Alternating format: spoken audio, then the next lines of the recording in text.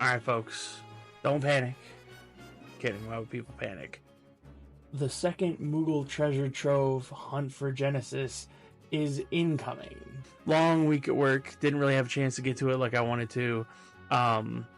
But it's finally coming out, and they're gonna actually start on May 14th, so literally like 3 days from now, 4 days from now. Yeah, this the 10th today. At 1 a.m., so never mind. Yeah, it's literally like 4 days from now. And looks like they'll be going just shy of the 7.0 drop. Which, I feel like they could let it go a little bit longer. I'm sure the Make It Rain event's probably going to be just as long. But this is my first time really actually doing the Treasure Trove. There are a bunch of dungeons, trials, stuff that you can do throughout the week that will get you a set of irregular Mog Tomes. I think they're called Mog Tomes. Irregular Tomestones. So they're specifically tomestones, not tombstones, not the one for dead people, tomestones. They are, yeah, anywhere you see this little fella, this little face, is somewhere that you can get tomestones for doing. And that's specifically in the Duty Finder. There is a list of other stuff that you could do as well. You could do Gates of the Gold Saucer. Okay. Apparently there are some restrictions that may make some stuff that I was going to do this weekend, the following weeks, because it's going to be a few weeks. I guess anything that I was going to do should probably be taken care of sooner and later, so I don't have to worry about this, because pretty much anything in the duty list, Duty Finder, that you find that little Moogle head, you can get tomestones, irregular tomestones for doing. The Gates and Ocean Fishing routes will also do the same, but apparently you cannot get tomestones from Adventure Squadrons or Duty Support. And you can only do unrestricted parties if level sync is applied. So the only way to get tomestones, there are all kinds of things to do in this game, and as you can see just from in here, there's all kinds of stuff you can, like, we're talking, well, some of those are main scenario quests, or main scenario dungeons. There are the standard, which you could just wash, rinse, repeat, do that 24/7 if you wanted to. The weekly objectives, which will give you a bunch. Well, let's see what they say, because frankly, apparently, because I don't know, because this is my first time really trying to do this seriously. Then, so you've got weekly objectives, which reward upon completion of it once a week, obviously, so you can only do this, the little fella's saying here, can only be completed once a week, so you get it once, you move on to the next thing, because you're not getting any more unless it's like a dungeon specifically. Then you get the mini-mog challenges, where you get one of two objectives, you do the one objective, and you get your tomestones. Kind of functions the same as the weekly objective, but you can only choose one of the two. You do one of them, you can't do the other, so something to keep in mind. And then the big Bahama Mama, the Ultimog objective, which you only get one for the entire event.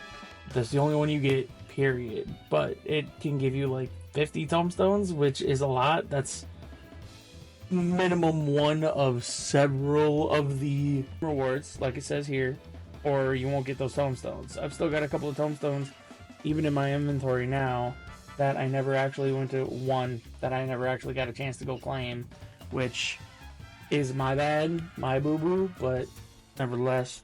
Also, finally almost done with this stupid Yokai Watch event, and I can be done and stop having to do fates, although it's so refreshing from having to do all these gathering and crafting quests that I'm so tired. I'm so tired. Oh man, I'm so tired. Oh man. Oh. So after the release of patch 7.05, so I guess they're gonna let you have some time before claim our rewards and get the things that we want and trade for whatever we want. out of the collection that they have. Seek out itinerant Moogles. You can't miss them. They're the Moogle head in any like major city state. Then items awarded. I frankly don't have any of this stuff because I started a baby for reasons that I will get into eventually. But for 100 tomestones, you can get the Emerald Carbuncle Earring, which is just, I think it's like a event only glamour, because you don't really want to wear this stuff sometimes. Like, I mean, sure, if you want to wear it, if you really want to, but you stick it in your glamour dresser and you call it a day. But then obviously, because like a lot of people like the carbuncle. I mean, they have carbuncle. They actually have a carbuncle mount. They have a raid carbuncle, which was the weirdest thing when I first saw that. And then they've got Ufidi Horn, which you get from, I think they said it was Skybuilder scripts. And then this is from Baja. This is one of those dudes that looks kind of like the new Arc mount that's going to be issued for people who have the deluxe edition of Dawn Trail. Kind of. And then Domakin, which apparently you can only get from fishing. I'll probably put where like you can actually get this stuff on the screen somewhere, because I don't really remember off the top of my head, and my ADHD Blinding Indigo, I don't really have the music handy to really show that off, but they've got a few Orchestrion scrolls in here at least, because Blinding Indigo on Windy Meadows, there's one more in here, there it is, Keepers of the Lock. Everything up to Blinding Indigo is 50 tomestones, and then all Amigan Barding, which you can only get from some event. I don't remember. It was like a fate that you could get it from in some location, which is the first of the trades that is 30 tomestones. Then you have On Windy Meadows, which is honestly a bit of a banger. Then the Cheerful Checkered Parasol, which you could get from somewhere else. I like, aside from the stuff that's like really hard to get, like the Domakeen, and probably the late Elegant Armor, you might want to get that if you don't really do PvP, because this is PvP only stuff, which, considering that they will be changing that at the end of the expansion, so when 7.0 drops, these may go away forever. I'm not really sure about that. That is definitely a PvP thing to keep in mind, though. I've definitely ADHD'd my way out of that one. The Special Time War maps, which I'm not quite sure. Direwolf Whistle, Golfaxi Whistle. So this Direwolf Whistle, I think this is the only one out of the 4 mounts here that you get from a treble quest, which obviously if you don't really want to do the treble quest, you are welcome to just get it from here, but eventually I will have to do the tribal quest for reasons. Anyone who might have any inkling, if you want to take guesses as to why I'll end up doing the tribal quests, stick them in the comments, because I'd like to see what people think I might be having to do this for. But the other 3 are stuff you get from like Extreme Trials, which the Golfaxi Whistle is the brown like horse, the fancy horse from ARR, and then there is the Lanner, which I think is the Heaven's Ward extreme mounts, and then the Auspicious Kamui, which I think is Stormblood. Then there's MGP Platinum cards. These give 50,000 MGP, and these are also 30 tomestones, which may not seem like a lot, but that can be a lot. I would say, if there isn't really anything else that you want here, like this stuff you can get from crafting. If you don't want to spend any money, and they're 20 each a pop, 20 tomestones. If you don't want to go buy them on the market board, because these are things that crafters can make, I would get them here. But outside of that, I don't really have a house. I don't really have anything to furnish with. So, and then I already mentioned the Elegant Armor from PvP. These obviously you can get from everywhere else in the world. Usually, like I think the Pisces is from someone in Shadowbringers.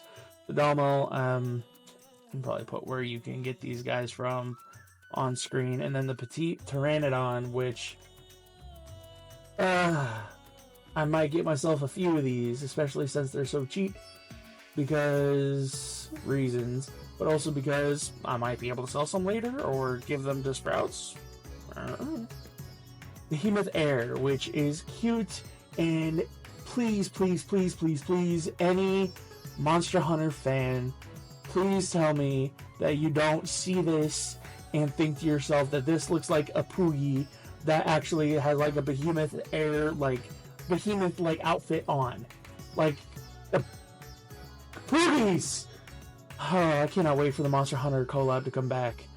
Keepers of the Lock, which is another one of the Orchestrion rolls. Then Prism Mastery, Dry Mastery Prisms, which you can get them for one, I guess. But, I'll see y'all in Eorzea. If not, you can always catch me in Adamantoids if you want to come hang out. If not, hope I see you in the next video. And don't forget, Pet Torgal. Bye, guys.